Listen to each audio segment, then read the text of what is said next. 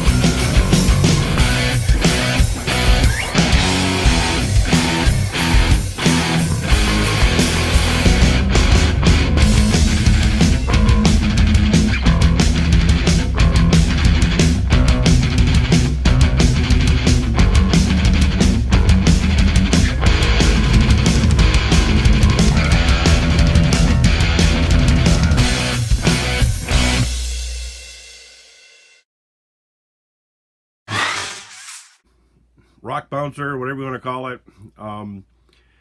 Now, with the availability of all these HGP 407 parts out there, it's kind of like a fresh breath of air for me because the bruiser stuff's drying up and it's became so collectible. And everybody's like, I get a lot of hate mail when I take a bunch of bruiser parts and make something out of it. But unfortunately, that's how I evolved in this hobby.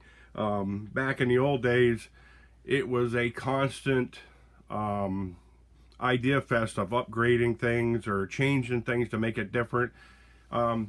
Because, like I say, we didn't have the internet back then, and you get together with a bunch of your friends. Everybody had the same looking truck, and they all handled the same, and it turned more into a big party fest where you drank beer and did whatever you wanted, and like you'd run your rigs a little bit, and that was about it. But nowadays with they got all these scale shows out there, and they got just all kinds of festivals, and everybody around the world has jumped into this. And so for all you bruiser lovers out there that hate me, don't worry. These are all gonna evolve back to a bruiser someday. But here's what I did. I built a truggy. As you can see, it's got a shotgun amount of every part available of so many other kits. Okay, now first things first, I bought these extra speed axles a long time ago, and I did some videos on them. This is when they first come out. I am really impressed with these axles. They're all aluminum, CNC machined, and they're just unbelievable. The only problem I had was a shimming problem at the very beginning, and these are just crazy brutal axles. And so these have the lock differentials in them and all that stuff. And so I thought to myself, boy, it'd be wicked cool to like set up kind of like a truggy that you could go out and climb, bang, crash, crawl, whatever you wanted to. So I bought the Pitbull 2.2 tires, and I got the G-Air wheels for it, which you can see is they're pretty cool. The G-Airs are wicked cool. The only problem I had with these were the bead locks breaking. Now I see there's some other companies out there making some some inflatable wheels. I like the inflatable wheels because the cushion on them is just, it's you can let the air out of them, or run them almost flat and make a great climber, crawler, whatever you want out of it. So my quest for fun, okay, through the years was trying to stabilize these trucks because, you know, when you get more to scale, you get more of a rollover problem. And so that's why I chose to do the Wraith axles on the Bruiser frame. And it was a simple setup. And with all these parts out there and used kits and everything else that are going on, you can buy, and you know, you can buy used kits pretty right. And for you guys who really want to, you know, make your own, you know, your ideas, and everybody's doing it. And so basically, I got a body I casted myself, and the cool thing was, you could see is it was. It set out in the sun one day in the back of my car, and it got really hot. And if you look at it, it's all warped and twisted and everything else. And I thought, man, that thing would look wicked cool, you know, on my truggy. And so that's why I'm rocking this body. But I just kind of threw it on there because I didn't care about it, and I figured it would get all beat up or whatever. But what I did was, for the setup, let me see if I can fling this clip across the carpet and step on it later. You guys ever do that? That's fun. It's like stepping on Hot Wheel cars when your kids, you know, especially the ones with the pipes on them and stuff. There ain't nothing better than that in the morning before you've had your coffee when you're getting up to go to work. Here's what I did. I kind of made a hacked up roll bar on a 1/4-inch brake line, and just bolted it right to the frame. And I use auto body shims to play with my shock angles and all that stuff on here, because nobody sold what I really wanted.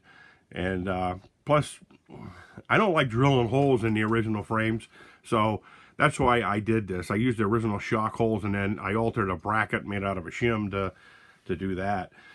Now the basically, you could put a regular Bruiser body on here, but I had bought some titanium links for the Wraith, and as you can see, I bought a hot racing plate, you know, Wraith transmission, and I think these are Truggy axles, or drive shafts, I mean. And so I just basically put it all together, and then used a piece of aluminum and drilled some holes in it where the original cross member went. I had just drilled holes and made a mount for it. Now it's pretty stiff, you know what I mean? It doesn't rock at all, and it just, everything bolts on. I got my shock angles figured out, bolted my shocks on. I can't remember if these are actually off the the Terra twin hammers, or if they're off the Wraith. I don't really remember at this point in time, but this thing crawls pretty good, you know. For what it is, I was really impressed with it. The one thing I like doing is building something, throwing it all together in your RC junk box, you know, and then taking it out and then putting it through some tests and see what it does. And I mean, you know, I had superb ground clearance, and you know, it's you know, and the articulation ain't that bad, I guess, you know, for what I did, because you know, I could bring my shocks down, you know.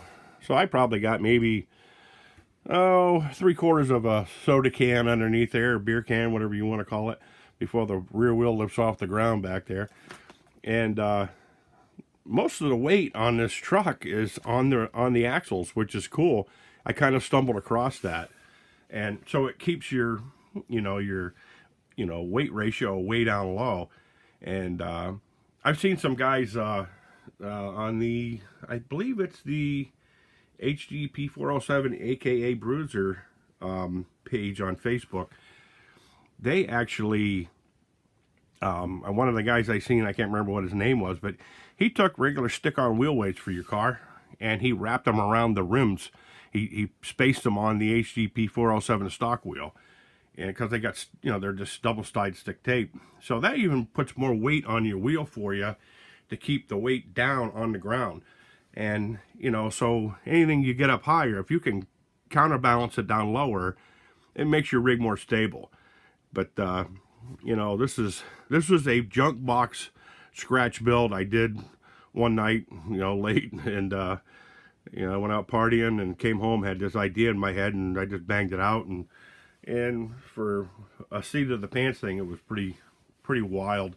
And then, like I say, with the body melting in the sun, you know, that was pretty wild too, because it looks like it's a basher now, something you take out in the woods.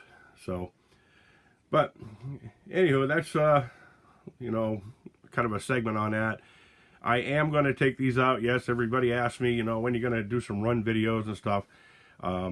If you see this thing, there's an antenna on the back here, you know, and my choice of radios, you know, I believe in a really nice radio. Don't get me wrong, but these radios get thrown around and beat up and everything else. And I believe this radio is an old Futaba radio that I had from, I believe it was my Blackfoot up there.